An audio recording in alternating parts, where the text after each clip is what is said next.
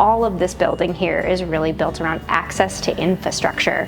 And you're gonna see that in every corner of our building.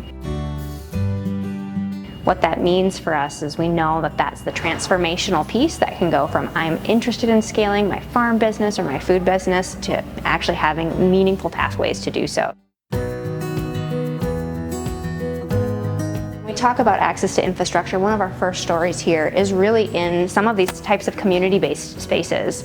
All of that, as we know, is just like a critical connect for being able to make meaning of market opportunities. And so having space where we can convene large groups, bring in folks from the University of Minnesota Extension. We see this as actually a huge part of technical assistance. The other benefit is it builds community with a whole network of partners, whether farm partners or other consumer packaged goods partners.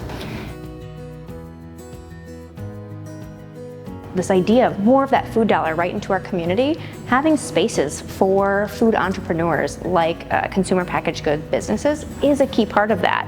And that space is at a huge premium in our community. One of the reasons it's at a huge premium is because the maintenance that it requires to have a food safe business and still be able to have multiple types of businesses be able to run in a shared space, that's substantial. So as a nonprofit, we're able to take on this like central infrastructure. We can do the cleaning between our business guests who are renting this space. We can work on food safety with folks, but that's a critical part of this, and it makes it possible for now more than 20 small businesses to be incubated here in this space.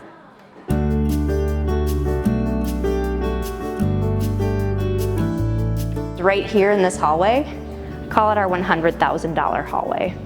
Come on into the warehouse. This is the heart of what we do. Some of the things that I like to highlight is the flexibility that was intentionally built into this space. Having 5 different temperature zones, 3 coolers that can run at different temperatures, a freezer, dry ambient storage, really flexible module layout here in the middle of our space gives us the most flexibility to be able to essentially meet a wide variety of partner needs, but also be ultra nimble in our own kind of processes of trunk load to truckload. One day you might see a lot of aggregation happening here in the floor. The next day we might be set up for production for CSA boxes. But having that kind of flexibility and nimbleness in the space is what we see as the most meaningful for so many different types of partners. The majority of the food that we're receiving is actually coming right off of a driveway here.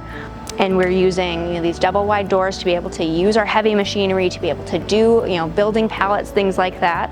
But is going to meet that partner's need, doesn't require them to invest in all of that infrastructure and capital first.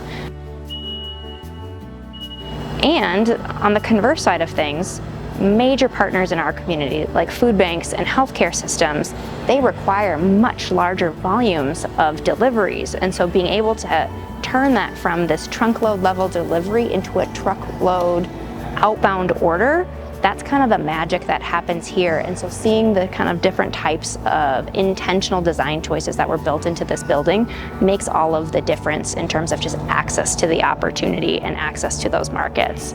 We have the traceability. This is a food safe operation. We're an organic certified facility here. We're able to then also say, yeah, on behalf of the network of farmers that are working with the Good Acre, that you're not only going to receive incredibly beautiful produce, but you're receiving safe produce and the highest quality produce.